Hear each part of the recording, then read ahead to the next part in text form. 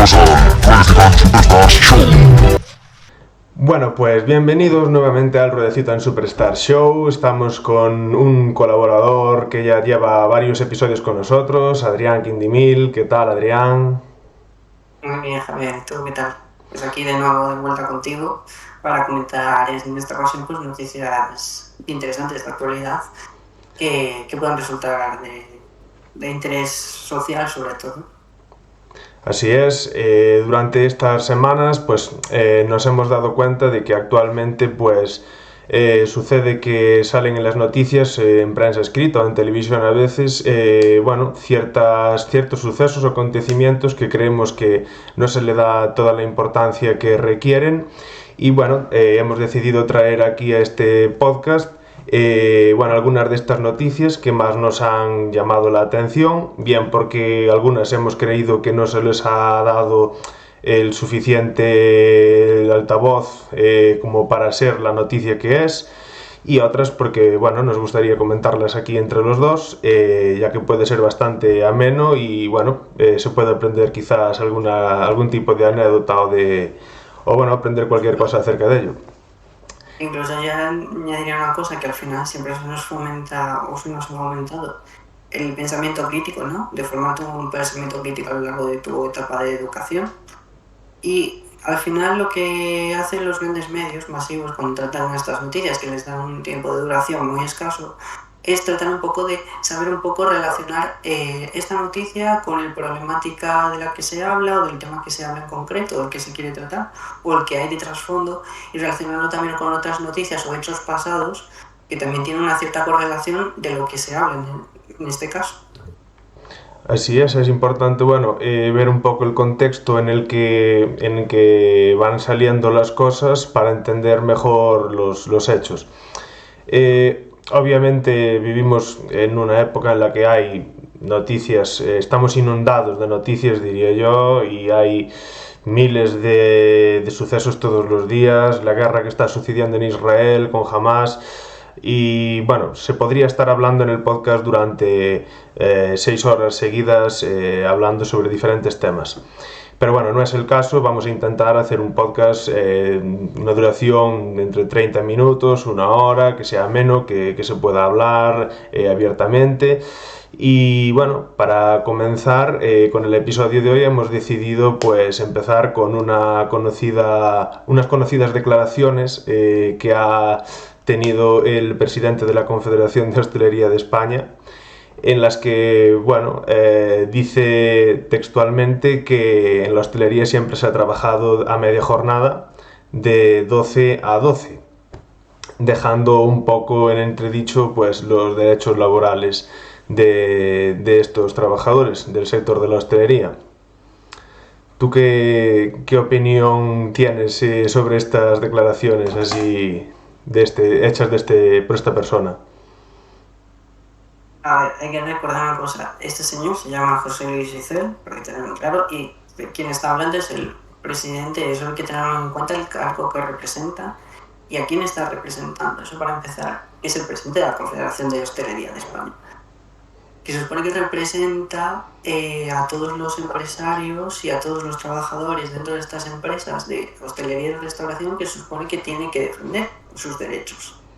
Cuando hace estas declaraciones tan polémicas, muchas veces lo hace desde una posición muy privilegiada. Y cuando se hacen ese tipo de declaraciones tan polémicas desde esa posición tan privilegiada, hay que tener en cuenta que esto siempre va a acarrear una serie de susceptibilidades por parte pues, de la mayoría del público, como es normal. Y dentro de un gremio de trabajadores donde precisamente las condiciones justas brillan por su ausencia, y sobre todo cuando estamos hablando de estos últimos años en los que las épocas más fuertes, estivales, se andan quejando muchos empresarios y hosteleros de la falta de personal cualificado, la falta de personal, que siempre alegan que la gente ya no quiere trabajar, que no quiere estar las horas que quieren, jornadas que son maratonianas, básicamente, en condiciones con una serie de sueldos y de permisos y de todo, muy cercanas a lo que es el esclavismo. Ya hay jornadas que tenemos de hace 100 años atrás. cosa que no tiene mucho sentido a día de hoy. Y esto también me lleva a relación a decir, quien está hablando y quien está haciendo esa broma no es cualquier persona, esa persona representa un cargo, y representa un cargo público. Y a mí que esta persona, en este caso, como es siendo y presidiendo lo que es la Confederación de Hostelería, que este tipo de persona, que al final, como se tienen que cambiar las cosas de forma estructural, sigan queriendo mantener de una forma estructural que no cambie nada, ¿no? Que no se mejoren las condiciones realmente, que se siga pues cobrando en B, que se siga ofertando una serie de ofertas para trabajar de camarero o de cara a la hostelería o a la restauración, del tipo que sea, sigan siendo una precariedad que se siga permitiendo, que no haya una inspección de trabajo que incida en eso y que esté ahí. Y sobre todo hay que relacionarlo con otro tema, y es que al fin y al cabo quienes provocan todo esto y quienes hacen que no cambie son ellos mismos, porque no les interesa. Entonces, lo que aluden y lo que ellos se quejan, o como ellos se defienden, siempre es alegando a que la gente joven ya no quiere trabajar. Que las generaciones de ahora no están dispuestas a sacrificar, no están dispuestas a sacrificar parte de su tiempo en un trabajo que no te va a reportar apenas ni 1.000 euros, que pasa en muchos casos, haciendo un montón de horas, ¿para qué? Para nada. Y es así, las generaciones de ahora y sobre todo lo que venimos, y recordemos, venimos de la pandemia final ha sido clave para este tipo de cosas, para dejar claro que hay gente que no está dispuesta a seguir perdiendo su tiempo y su vida, pudiendo tener un tiempo de vida de calidad y otras condiciones y otra flexibilidad en otra serie de puestos de trabajo, pues prefiere eso, velar por su bienestar, ¿no? Por un estado de bienestar, que siempre alardeamos de eso aquí en España, realmente estamos perdiendo de tenerlo, para estar esclavo de un empresario que se salta las normas, se salta las leyes, se salta las condiciones de trabajo que debe de cumplir, porque se supone que hay un Ministerio de Trabajo que lo inspecciona, y que seguimos en las mismas, y seguimos en esa precariedad desde la crisis de 2008, y parece como que tenemos que conformarnos con eso, y no tiene por qué ser así. En relación también a lo que comentaba de, bueno, quien está hablando y quien está haciendo esa broma, que luego al día siguiente rectificó y que no era para tanto, le decía que no era para tanto, pero bueno, lo que representa y lo que dice esta persona, pues tiene siendo el presidente de la Confederación de Hostelería, tiene su repercusión y tiene su calado. Pasaba antes de las elecciones del 23 de julio de este año. Se hizo un vídeo viral en redes de un chico que salía a la calle a preguntar a quién votaba cada partido y demás. Estaba por Madrid y casualmente habló con dos señoras, una que votaba al PP y otra que votaba al Vox. Casualmente la que votaba al Vox hizo unas declaraciones bastante polémicas de homofobia, de discriminación a las personas inmigrantes, a los menores extranjeros no acompañados, y que votábamos en favor de todo eso. Resultó ser esta persona que tiene nombre y que es la Diana Carpio Fernández, que es la Trade Marketing Manager en Orange en España.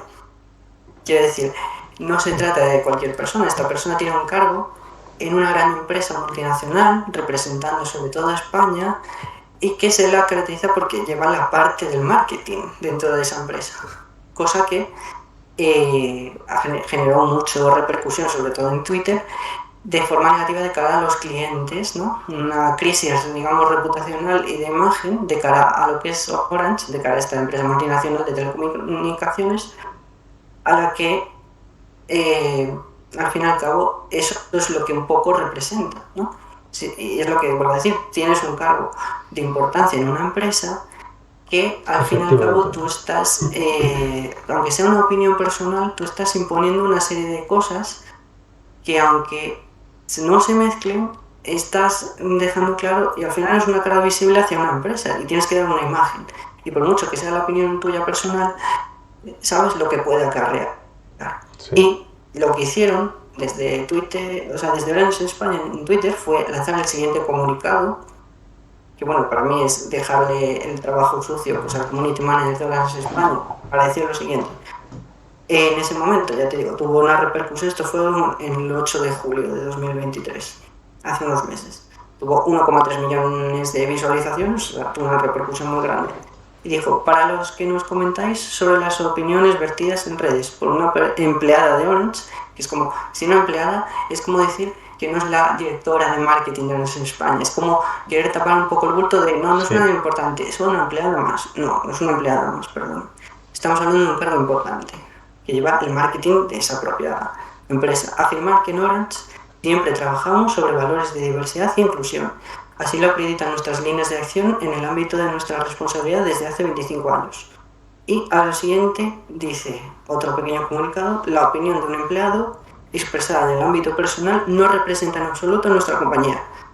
Pues precisamente, perdona que te diga, cuando esa persona tiene un cargo importante, vuelvo a decirlo, y que me parece importante decir en eso, cuando esa persona tiene un cargo importante y expresa una opinión personal en nombre de lo que es, ¿no? Y en nombre un poco de la empresa, que da igual que esté en la calle, que esté en el momento que no sea trabajando, pero representa un cargo importante. Y que diga la propia empresa multinacional de telecomunicaciones que no representa lo que son los valores de la marca, cuando es la persona que se encarga, la cabeza dentro del departamento de marketing, que al final es quien toma las decisiones importantes sobre todo el marketing de esa empresa, a mí me da mucho que dudar sobre eso. Es sobre un poco, querer un poco hacer el tapadillo. sí, es un poco contradictorio, ¿no? Por una parte está yendo como en contra de los propios intereses que está representando en ese caso. Y la verdad es que hay que saber diferenciar, ¿no? Este tipo de personas que tienen cargos importantes en bien sea en una empresa privada o en una organización pública, al final hay que saber diferenciar entre la esfera pública y la esfera privada, y lo que viene siendo una opinión personal, pues delante de unas cámaras y de un micrófono obviamente puede acabarse transgiversando esos comentarios, y al final pues algo que parecía quizás en un principio un comentario inocente, pues delante de las cámaras y en el ámbito público, al final representando intereses de empresas multinacionales o de una organización importante, bien es cierto que es muy fácil entrar en esa contradicción, y a veces hay que medir muy bien las palabras y tener también las cosas claras a la hora de explicar las opiniones que uno tiene, para no caer en esas contradicciones o en ocasiones, bueno, al final dar una imagen que puede ir en contra de los propios intereses que se representan, que deberían ser otros, distintos de los que parece que tiene esta persona. Volviendo al tema de las declaraciones del presidente de la Confederación de Hostelería, yo sin lugar a dudas creo que son están un poco desubicadas, ya que aunque bien es cierto que después él puede haber rectificado y pues puede decir que no es para tanto, quitándole hierro al asunto, al final pues es un cargo que representa unos intereses y que no debería hacer ese tipo de bromas a la ligera, ¿no? Al final es lo que tú dices, en la hostelería pues hay muchos trabajadores en España que están manteniendo ese sector, y al final pues muchos de ellos pues acaban pues renunciando directa o indirectamente por el trabajo, por las presiones o por lo que sea, por X motivos, pues acaban renunciando pues algunas veces a vacaciones o a tener unos horarios más amplios de lo que deberían ser, o a cobrar unos salarios a veces pues un poco por debajo de lo que debería ser. Y obviamente las condiciones laborales pues no son las mejores ni digamos las ideales que a todo el mundo le gustaría que fueran, y obviamente deberían en algunos aspectos, como por ejemplo el salario, pues quizás equipararse un poco más con el coste de vida actual que en el que estamos. Sin embargo, pues así es como está ahora mismo el sector. Esas declaraciones no han sido demasiado oportunas, y bueno, es algo que ha pasado ahora recientemente y queríamos pues darle una pequeña vuelta para comentar un poco pues en qué contexto se producen esas declaraciones y entender que determinadas personas que tienen pues un cargo importante pues deberían a lo mejor pensar un poquito más antes de hablar cuando están delante de una cámara y así pues evitarían después tener estas polémicas o que las redes sociales se enfurezcan cuando ven o escuchan noticias de este tipo. Claro, y sobre todo dar una mala imagen a un gremio que no se lo merece. A relación de esto, también hay un tuitero muy conocido que también se dedica a esto profesionalmente, que es camarero, que se llama Soy Camarero, el que normalmente en TikTok, en Twitter sobre todo, pues hace alusión y muestra un poco lo que le va llegando de otra gente que se dedica al mismo sector, profesionales de ofertas de trabajo en cafeterías, bares, hoteles de todo tipo, el tipo de oferta, ¿no? Las condiciones propias de esa oferta y las conversaciones que tiene esa persona que opta a ese puesto con el empresario en cuestión. Y ves cada barbaridad, cada serie de cosas que al final no cambian, pero ¿por qué? Porque él dice muchas veces lo siguiente, y es que al final, volviendo a hablar, como hablamos en el anterior podcast contigo, del tema del inclusismo laboral, los verdaderos profesionales de la hostelería y la restauración, que por suerte son la gran mayoría, sí que tienen todo regulado y sí que ofrecen unas condiciones dignas. ¿Qué pasa? Hay otro gran empresario, o sea, todo un grupo de empresarios más pequeños, medianos, que un poco no se dedican ni se han dedicado profesionalmente a esto, pero han tenido pues a lo mejor un buen finiquito de otro trabajo, han tenido un ahorro importante y han decidido montar un bar, una cafetería, lo que sea, sin saber realmente, sin tener ninguna formación ni profesionalización en esto, ¿no? En este sector. Y han decidido montarlo. Y creen que pueden pagarle a cualquier persona cualquier cosa y en las condiciones en las que sean, porque ellos mandan y ellos son el jefe y ya está.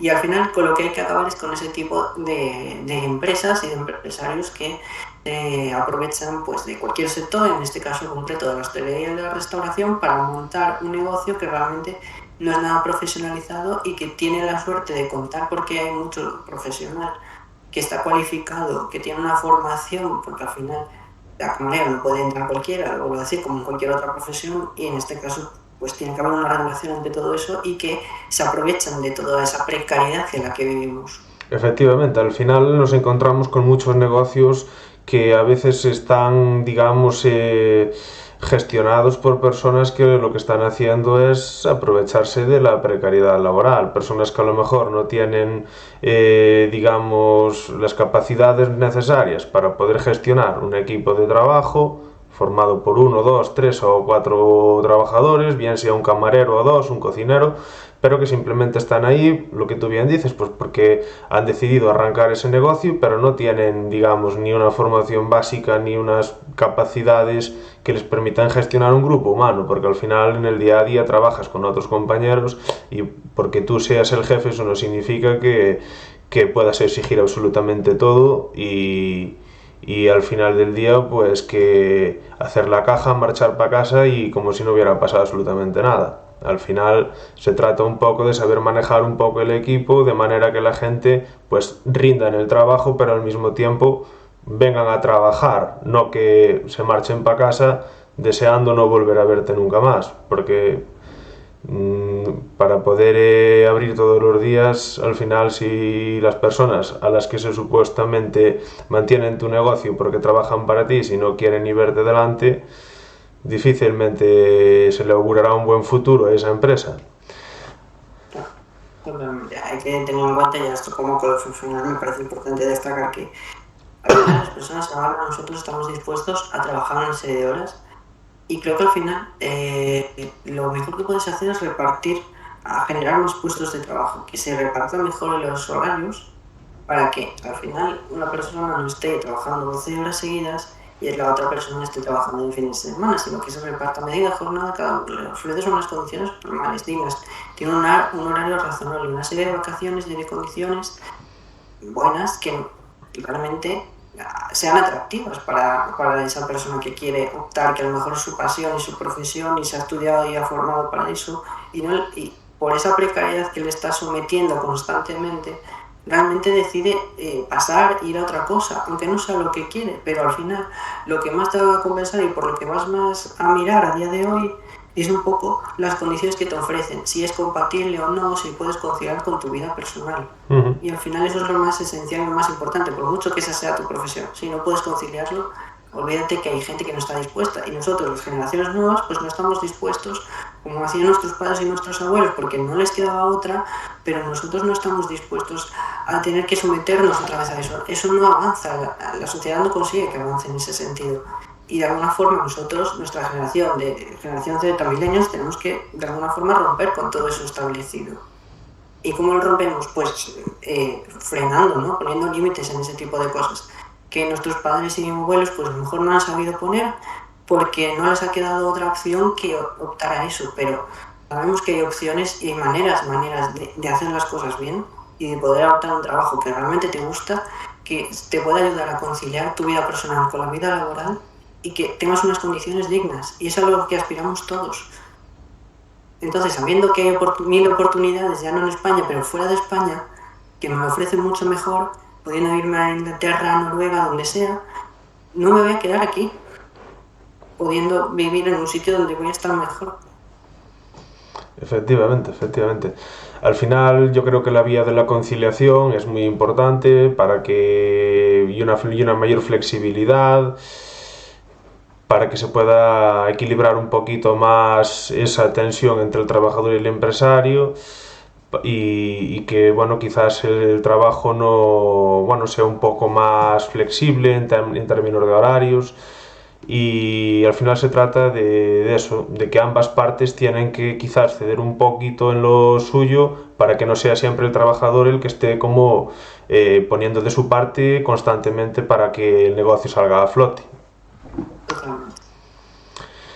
Bien, pues hasta aquí estamos hablando sobre el tema de la hostelería, pero no solo queremos aprovechar este podcast para hablar solo del sector de la hostelería y de las declaraciones del presidente de la Confederación de Empresarios, sino que también queremos aprovechar para hablar de algunos otros temas que nos han parecido relevantes a lo largo de estas semanas. Uno de ellos ha sido una noticia que nos ha llamado la verdad la atención, no por lo bonita que sea ni porque tenga nada de bueno, sino porque es algo realmente bastante extraño que siga sucediendo en el siglo XXI. Es algo que sucede en Brasil, y durante el transcurso de un partido de vóley playa femenino, pues un grupo de varones deciden llevar a cabo una masturbación en público. Después de leer esa noticia me he parado a pensar si realmente seguíamos en el año 2023 o es que me había dado un golpe en la cabeza y me acababa de levantar en el año 1412.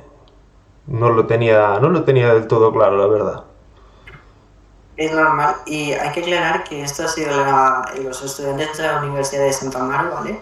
Que este hecho ocurrió en marzo de este año, pero que se ha viralizado, digamos, en redes recientemente, y que varios periodistas de Brasil pues han recalcado, sobre todo periodistas mujeres, han recalcado pues la repugna ante este tipo de actos, ¿no? Hechos por hombres, que al final un poco hipersexualizan y se mofan, y es un poco otro ejemplo más de machismo y misoginia hacia la mujer, como creyéndose, como siempre, superiores a ellas.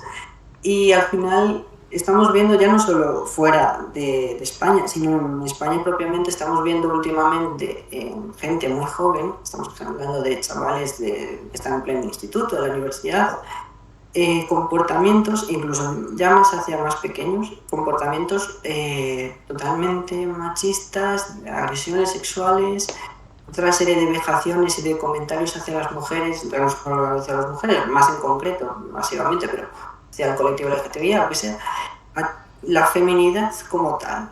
Quiero decir, sobre todo hacia la feminidad.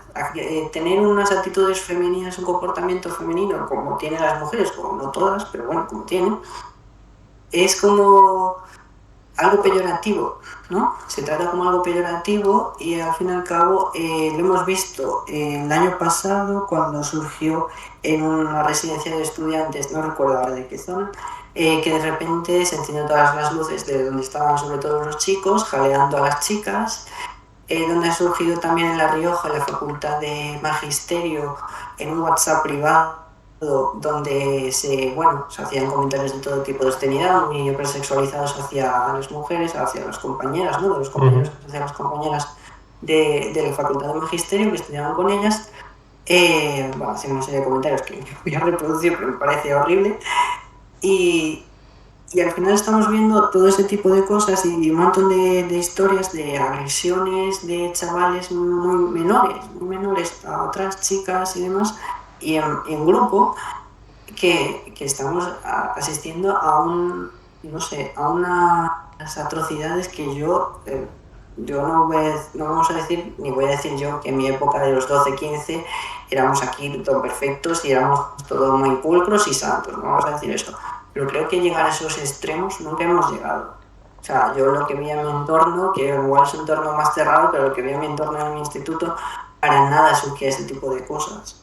Y éramos bastante más maduros en ese sentido, teniendo claro que hay que tener un respeto, ¿no? Por las mujeres en todo momento y hacia cualquier persona, que ya no va solo hacia las mujeres, pero como se trata sobre todo totalmente, sí. De hacer una alegación de que no hay machismo, no hay estos comportamientos, y se está acentuando lo que estamos tratando de luchar, porque estas generaciones venideras detrás de nosotros no tuvieran estos comportamientos, que hay todos los casos, vuelvo a decir, pero yo no sé si es que o se ve más de lo que se veía gracias a las redes sociales, los medios que tenemos ahora, que puede ser, y que esto seguía pasando, lo que pasa es que se ve más, o que realmente está surgiendo más. Sobre todo lo que me parece interesante es que siempre en los medios tradicionales, cuando saltan esta noticia y comentan esta noticia, aluden sobre todo a lo pronto que tienen acceso a un móvil con internet y lo pronto que lo tienen y la facilidad que tienen para acceder al porno. Que al final el porno representa una serie de comportamientos dentro de lo que es una relación afectiva sexual muy desligada de lo que es la realidad, ¿no? O de cómo realmente debe ser. Y no creo que tan solo sea el porno, que puede ser, y yo lo veía desde muy pequeño, y a mí tampoco me ha supuesto que tengan esa serie de comportamientos, ¿vale? Ni que lo tengan hacia mí, vuelvo a decir, pero creo que ya no solo eso, sino en la falta de educación sexual de cómo debes de relacionarte con las otras personas, sobre todo en la parte más sexual. No hay una educación muy clara de todo, no se explica realmente cómo se debe hacer, qué es lo que hay, qué es lo que... No, el gran ejemplo, porque no se molestan los padres de ahora, sinceramente yo creo que hay la generación de padres de ahora, de estos chavales de 12, 15, 17, lo que sea, no se molestan tanto en explicar lo que es una relación sexual, lo que es el sexo, no sé, sinceramente creo que no se paran a explicarlo, ni se molestan en hablar con ellos de este tipo de cosas, que son totalmente importantes y que deberíamos de, porque tenemos en esta sociedad también un tabú gigante con el tema del sexo, de hablarlo con menores, de hablarlo con chavales, que realmente es la época en la adolescencia donde están empezando a experimentar su propia sexualidad y que es muy importante esa etapa. Es verdad que, bueno, quizás en edades más tempranas habría que manejarlo de otra manera. En el caso de la noticia del suceso que ocurre en Brasil, ojo que son chicos ya de universidad, es decir, estas personas han recibido una expulsión, o por lo menos eso es lo que pone en la noticia. Habría que verificar después que eso en realidad haya pasado, pero sí, en esta noticia se dice que las personas que han participado en esos tocamientos públicos han sido expulsadas de la facultad en la que estaban estudiando, estudiantes, si no recuerdo mal, de medicina, y han sido pues técnicamente expulsados de esas facultades, aun cuando ese suceso tuvo lugar en un campo de vóley que no pertenecía a las instalaciones de la universidad, es decir, era fuera del recinto universitario donde tuvieron lugar los hechos.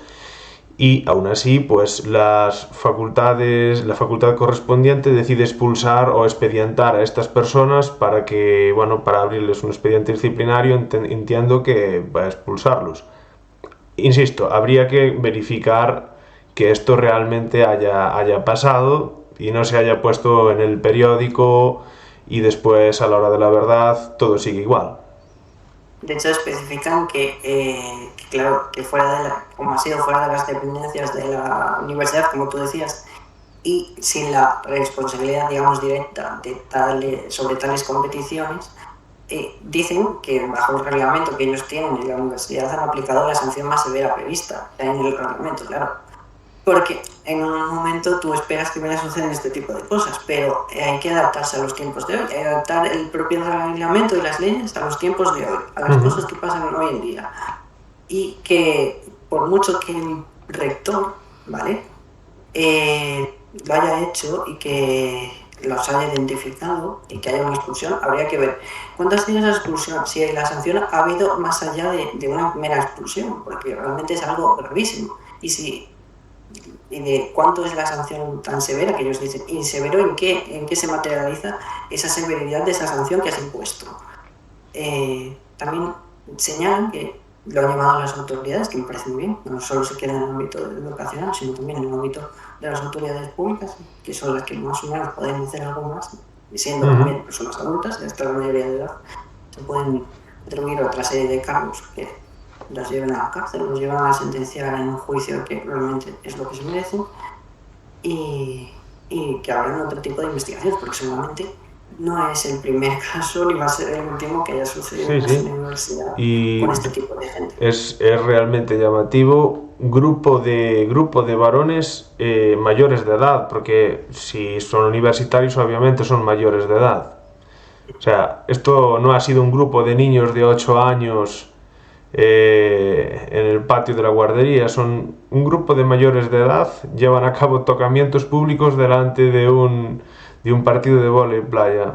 La verdad es que no sé si este tipo de hechos suceden habitualmente en Brasil, espero que no, pero desde luego es una de las noticias que quería traer aquí al podcast porque no entendía del todo cómo es posible que cosas de este tipo estén sucediendo y se cuenten así, no sé, como con cierta normalidad. Es muy raro. Imagínate que esto sucede en España y que un grupo de personas es captado llevando a cabo tocamientos públicos delante de un grupo de mujeres practicando deporte al aire libre o en un gimnasio.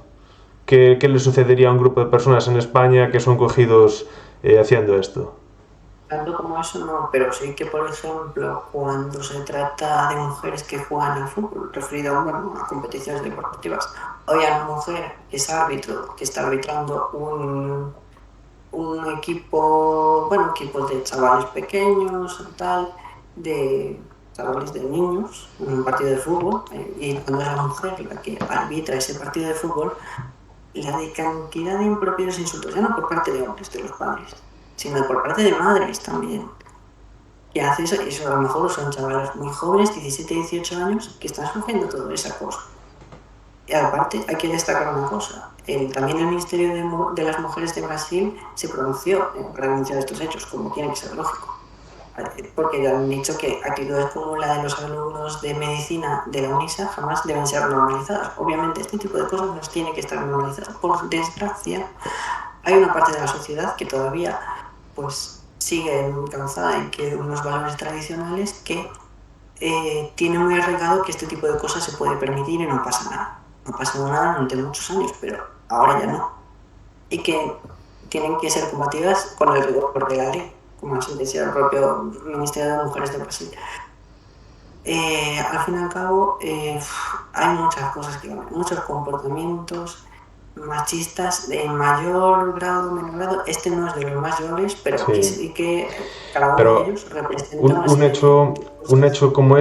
hecho como este, al final lo que demuestra es eso, que hay muchos comportamientos machistas detrás, porque no se trata de una persona o dos, o un grupo de personas que se hayan escondido y los hayan cogido en ese momento en el que están haciendo tocamientos. Es que no estaban escondidos, es que era algo multitudinario, todos estaban haciendo lo mismo de forma pública y además llamando la atención para que ellas se fijaran en lo que estaban haciendo ellos. Es decir, no se estaban escondiendo, lo estaban haciendo de una forma totalmente como si fuera, pues nada, lo más normal del mundo. Claro, están muy normalizadas, ese es el problema, que este tipo de cosas están normalizadas y están incluso aceptadas.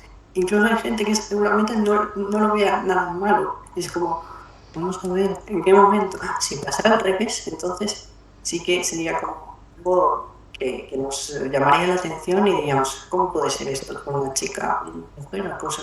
¿Cómo puede ser? Hay casos. Eso ya dependiendo un poco de la persona como tú seas. Pero mayoritariamente yo no hablo sobre todo del hombre hetero, porque el hombre gay y de otros es otra historia, hay otra conciencia. Yo lo hablo porque en mi caso también la tengo. Pero bueno, tampoco hay que criminalizar también a los hombres heteros. Hay personas que son heteros que no tiene que ver que ser hetero, que tú te creas con la superioridad ante una mujer, sea quien sea de la orientación que sea, de que tú tienes más poder sobre ella y que puedes hacer una serie de cosas sobre ella, ¿sabes? Y maltratarla, insultarla y vejarla y de todo. Pero sigue habiendo un gran reducto de la población hetero, sobre todo hombre, que se cree con esa autoridad para poder hacer y campar a sus anchas con esa serie de comportamientos, que no viene una educación en cuanto a eso y que se ha establecido esa serie de valores tradicionales que siguen empeñados en que tienen que permanecer, y esto no tiene que permanecer. Uh-huh.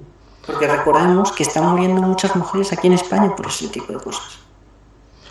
Sí, sí, totalmente de acuerdo, totalmente de acuerdo. Al final, desgraciadamente, todavía quedan, bueno, personas que creen que tienen que manifestar su superioridad física, moral, delante de los demás, bien sea delante de una mujer, delante de un niño, delante de un animal. Y al final, detrás de todo esto está un pensamiento inmóvil de resistirse al cambio y de los valores tradicionales son los que funcionan, son los que han imperado durante toda la vida y todo tiene que seguir haciéndose de la misma manera. El hombre es el que manda, es el que tiene la fuerza física y al final estos sucesos son un reflejo de toda esa, bueno, de todas esas formas de pensar, ¿no?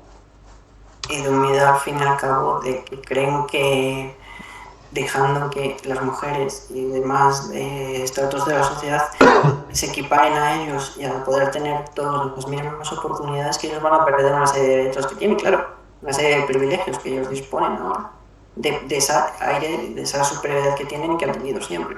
Pero es que se les va a acabar el chollo, se les tiene que acabar el chollo en ese sentido a esa gente. Porque no puede ser que sigamos con este tipo de cosas y entender que es que al final no estoy yo en este mundo defendiendo en concreto del colectivo LGTBI, hablando también, defendiendo una serie de derechos que merezco tener como tú tienes para quitarte a ti algo, no te estoy quitando, es más, te estoy dando yo más con esa ampliación de mis derechos que tengo que tener, te estoy empleando también que tú también tengas los tuyos y que puedas optar a otra serie de cosas que no has podido optar y que nosotros también necesitamos. Efectivamente. Vale, y bueno, vamos a cambiar nuevamente de tema, ya para ir terminando el podcast de hoy. Otra de las noticias que, bueno, que también barajamos entre varias era la intervención que han llevado a cabo en una cárcel en Venezuela. Una intervención que se comentaba que había sido con unos 11.000 militares que llegan a la cárcel de Tocorón, una cárcel en Venezuela que es como el búnker donde se asienta una de las organizaciones criminales más temidas de América Latina, donde ahí es donde se encuentra el cerebro de la organización, o el que parece ser el líder. El cronológico de operaciones de esta organización criminal. Sí, hablamos de una cárcel que al parecer está construida en una especie de pueblo en la que conviven los familiares, viven todos alrededor de la cárcel. La cárcel también cuenta con una serie de privilegios, posiblemente al alcance de los delincuentes quizás más peligrosos, que pues suelen ser los que tienen más poder para conseguir esos privilegios.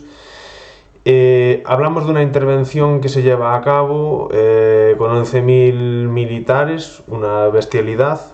No se trata solo de una cárcel, se trata de un pueblo que vive alrededor de la cárcel.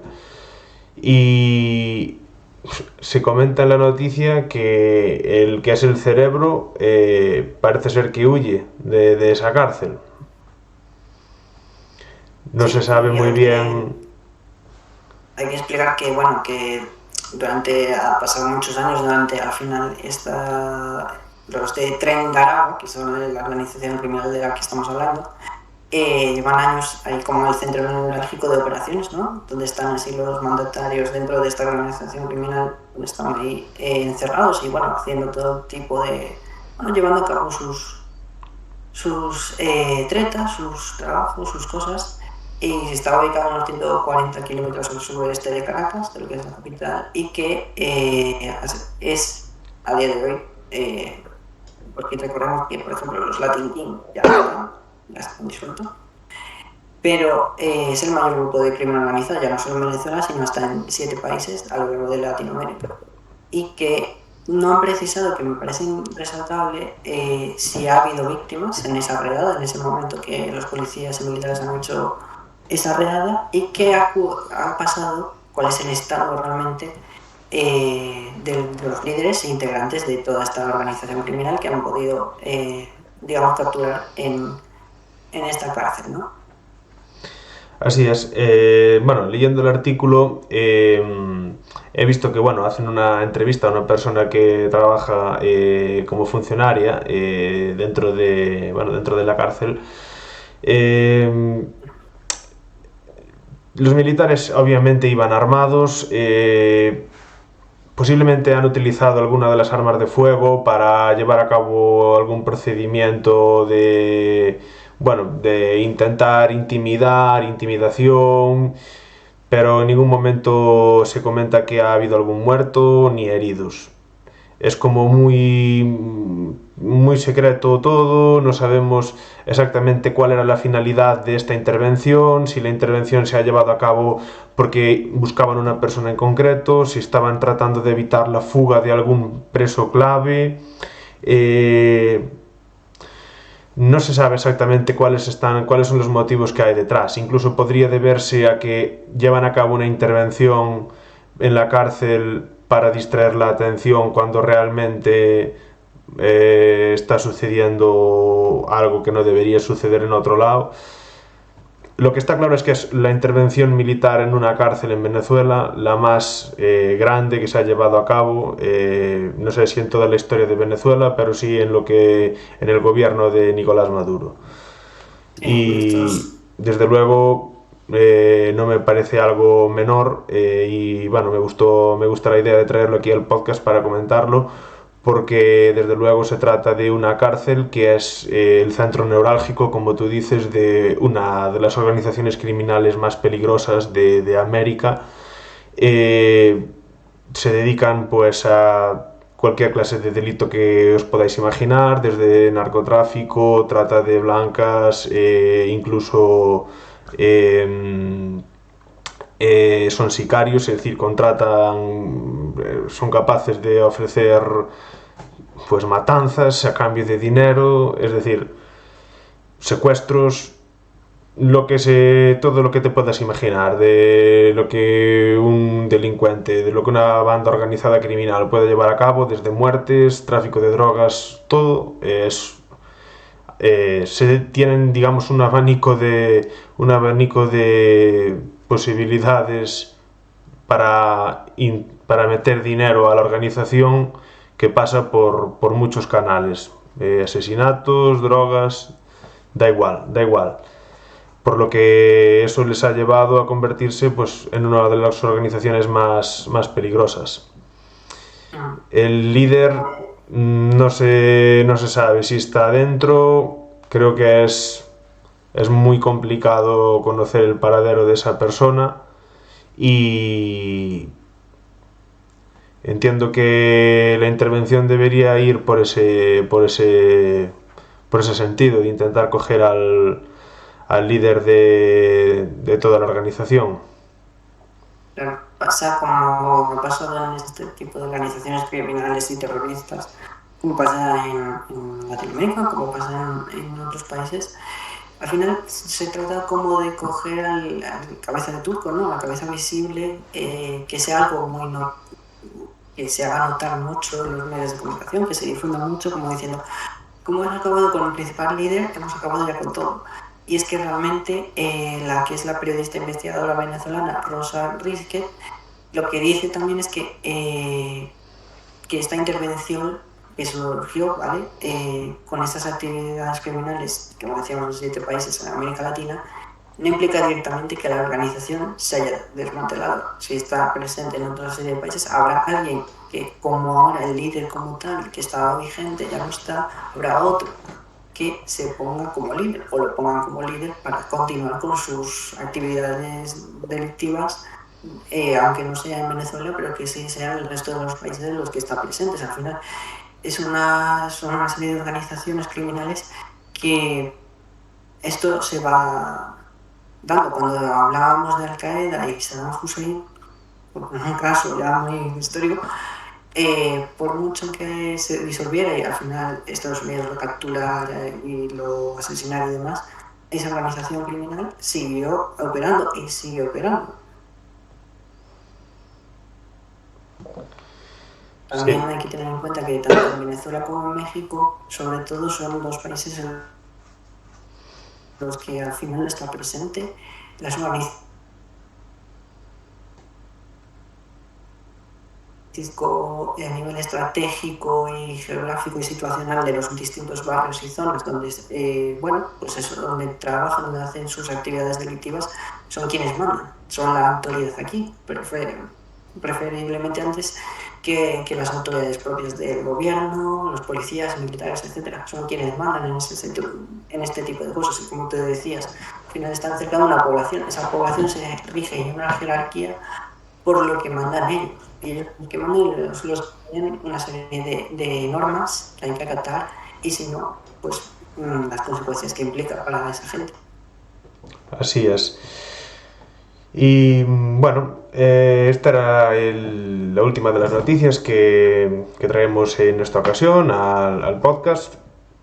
Intentamos ir buscando todas las semanas noticias que no se les da la suficiente relevancia o que creemos que se han quedado ahí como un poquito apartadas y bueno, nos gusta traerlas aquí para comentarlas, para darle una vuelta, para dar nuestra opinión y bueno, a veces pues es importante también ver también no solo lo que nos dice la televisión o no solo lo que nos dice, lo que se escucha en el boca a boca, porque hay muchas cosas que nos podemos informar todos los días muy importantes y que no le damos la debida atención que tienen, pero que muchas veces si prestáramos un poco más de atención a las novedades y a las noticias que hay todos los días, podríamos aprender un poquito más.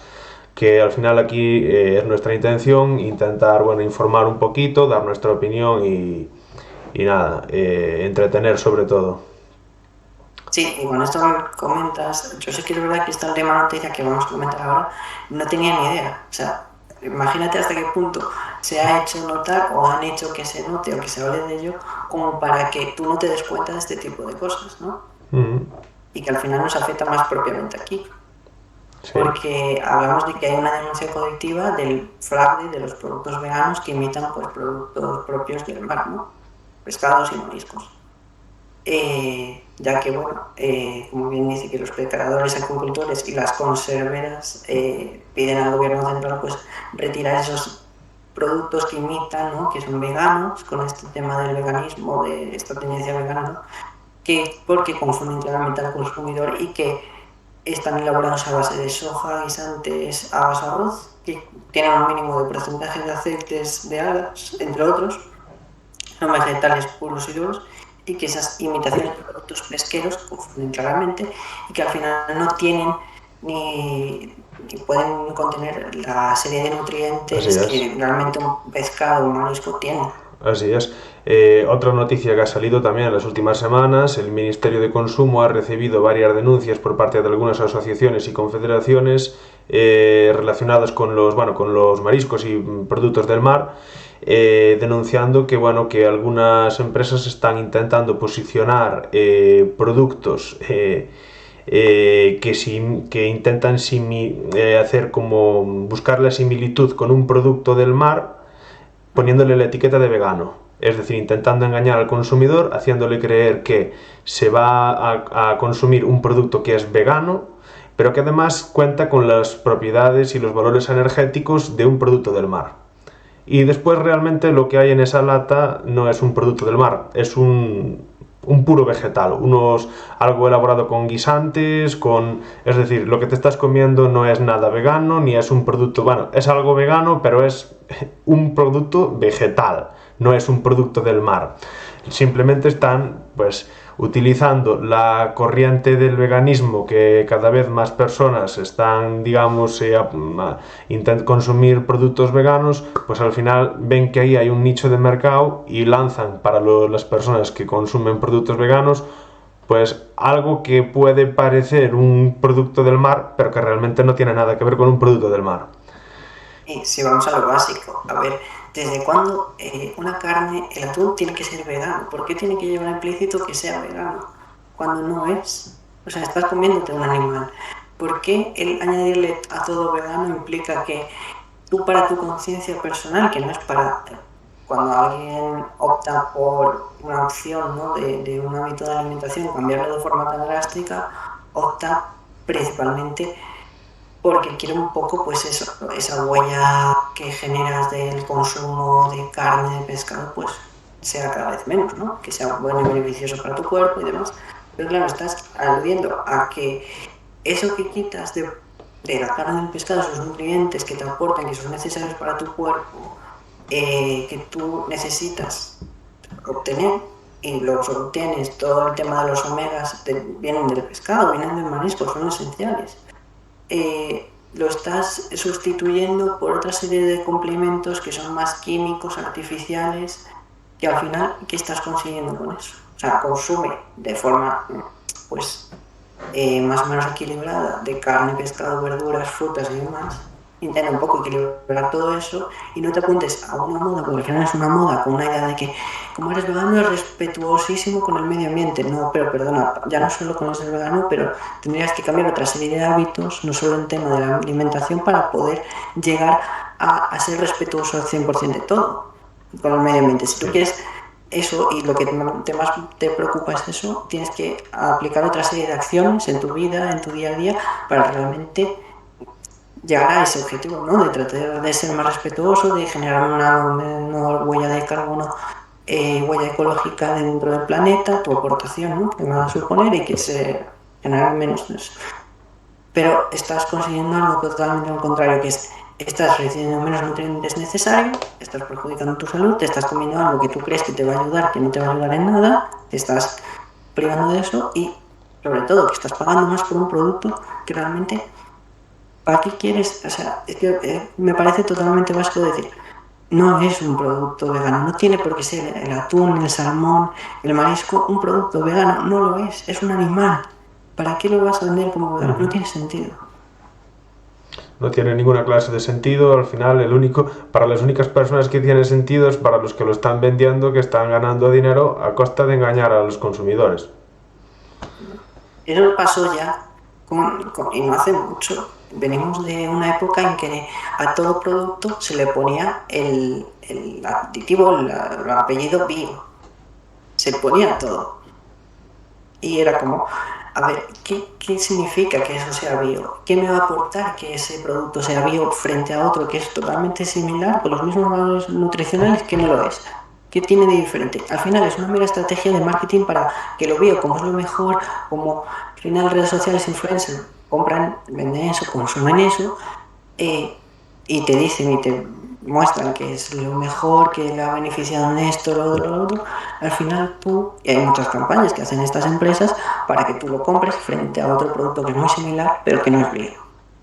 Entonces hay que tener muy en cuenta de dónde viene el bio, qué se supone que un producto realmente sea bio, o que sea lo más natural posible, que sea lo menos procesado posible, o que lleve unos procesos que afecten, digamos, de una forma químicamente a ese producto natural. Hay que mirar un poco todo eso y darse cuenta de que al final no todo vale. Y al final este tipo de publicidad es una publicidad fraudulenta, se está vendiendo algo lo que no es. Y sobre el Ministerio de Consumo, que también lo han pedido, como bien se dice en la noticia, han pedido que al Ministerio de Consumo que tome acción frente a esto, todas estas asociaciones que hablábamos anteriormente, porque reiteran esa gran preocupación que tienen, porque el Ministerio de Consumo consienta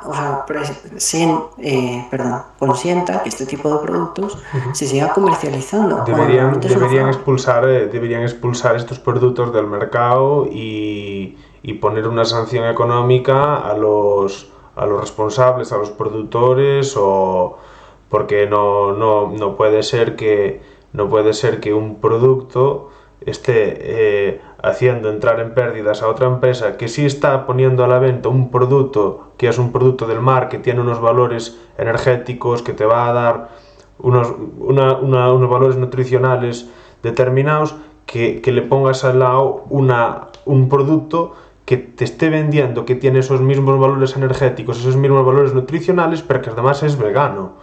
Y además te lo van a cobrar más caro. Entonces no solo te están engañando, sino que están haciendo perder a otra empresa que sí está haciendo bien su trabajo y que sí te está dando una información valiosa y una información coherente con lo que te vas a comer. Entonces yo creo que deberían retirar esos productos del mercado y además de eso sancionar a los productores o a los responsables de que esos productos engañosos estén ahí y se estén lucrando a cuenta de engañar a los consumidores. Se permite comercializar, y de hecho al final es lo que estamos hablando. Creo que cualquier persona que lea un poco esta noticia lo puede ver, y lo que aluden y la serie de argumentos que dan estas asociaciones, pero de lo que estamos hablando es que incumplen varias normativas de ámbito europeo y nacional, que ya es bastante grave que una empresa haga eso, referidas, pues lo que decíamos, pues, prácticas comerciales desleales de las empresas, a la competencia desleal que genera todo eso frente a un producto claramente desleal que viene propiamente del mar, frente a uno que no lo es, al etiquetado que se pone respecto a la presentación y la publicidad de estos productos, y a mayores citan presuntas infracciones de seguridad alimentaria y nutrición, porque al final, ¿por quién está avalado que eso realmente sea seguro y sea sano para la persona, para consumirlo? No está del todo claro. También se han quejado, que me parece interesante, al director general de Ordenación Pesquera y Acuicultura del Ministerio de Agricultura, Pesca y Alimentación, que todavía no hay contestación. De momento, de todos los organismos, tanto del Ministerio de Consumo como del Ministerio de Agricultura, Pesca y Alimentación, y estas 4 asociaciones, y también de la Agencia Española de Seguridad Alimentaria y de Nutrición, no han recibido estas asociaciones ninguna respuesta.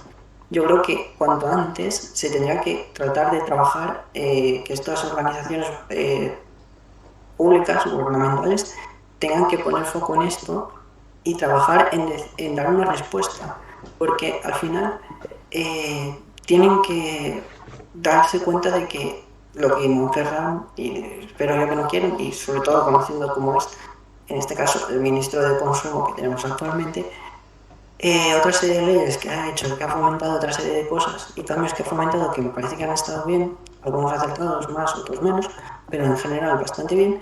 En esto creo que se ve muy claro y que hay que tomar una acción rápida, porque al final estás perjudicando una serie de productores sobre todo hablamos de aquí en Galicia, porque hablamos de aquí en Galicia tenemos un producto de mar muy bueno, de muy buena calidad, que lo quiere todo el resto de España, lo quieren en Madrid, y al final el pescado, el marisco más fresco siempre está en Madrid, porque viene de Galicia.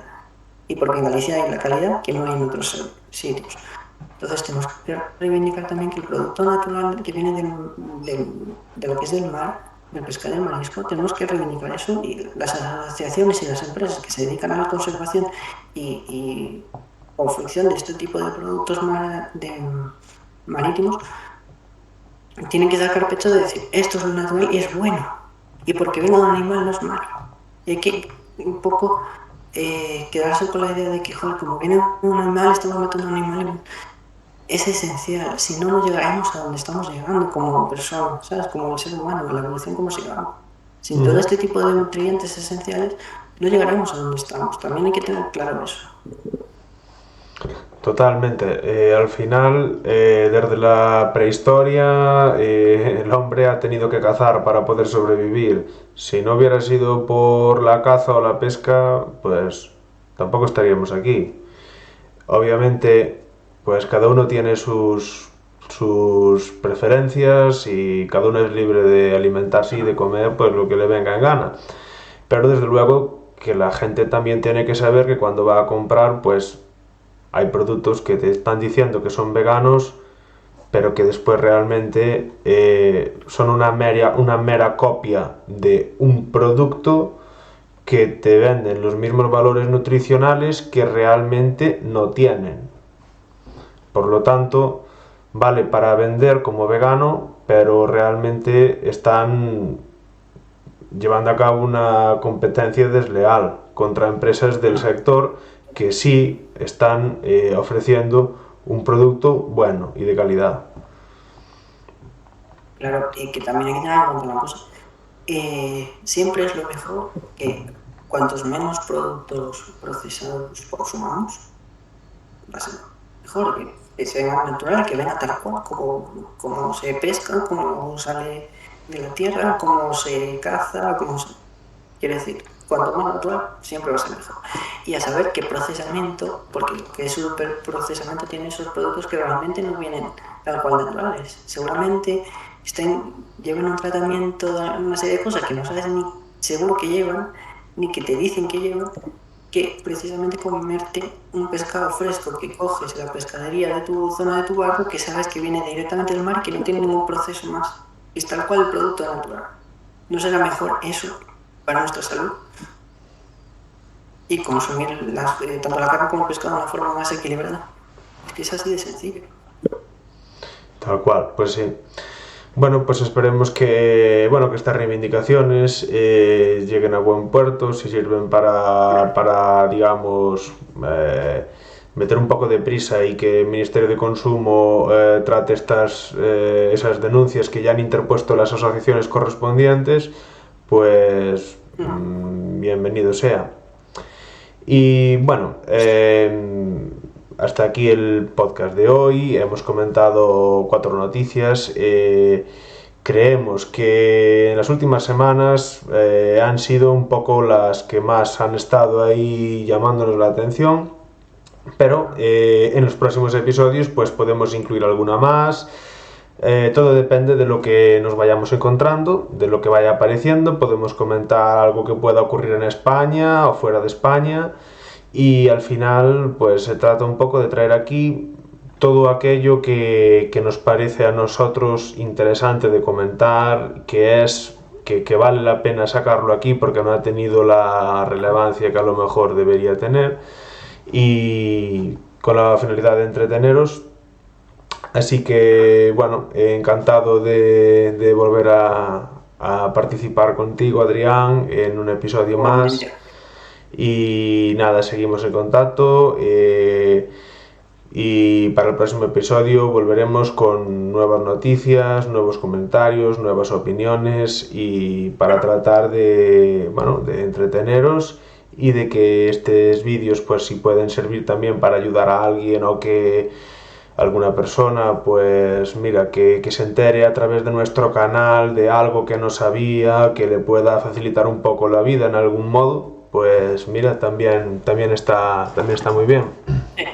Principalmente decir que ayuda a reflexionar a cualquier persona, que al final a lo mejor hay cosas que no nos paran a no pensar, y que al final esto ayude un poco a pararse a reflexionar según qué tipo de gente y que lo escuchen como algo de entretenimiento, pero que también se informen y que al final lo mejor está, para formar una propia opinión, también es que escuchar otras tantas que no son la tuya o con las que no concuerdas mucho, y al final lo que queremos es un poco eso, que comentéis, que interaccionéis con esto que estamos hablando, que comentéis un poco qué os ha parecido estas noticias, que los temas que hemos sacado a colación de todo esto, y que lo compartáis con otra gente y podáis debatir entre vosotros sobre este tipo de cosas y lo debatáis en los comentarios.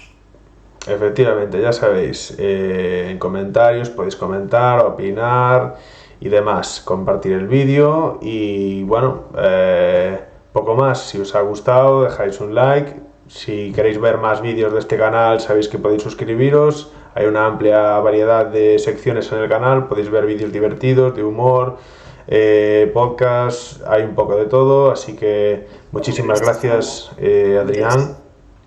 Y nada, nos vemos en el próximo. Chao.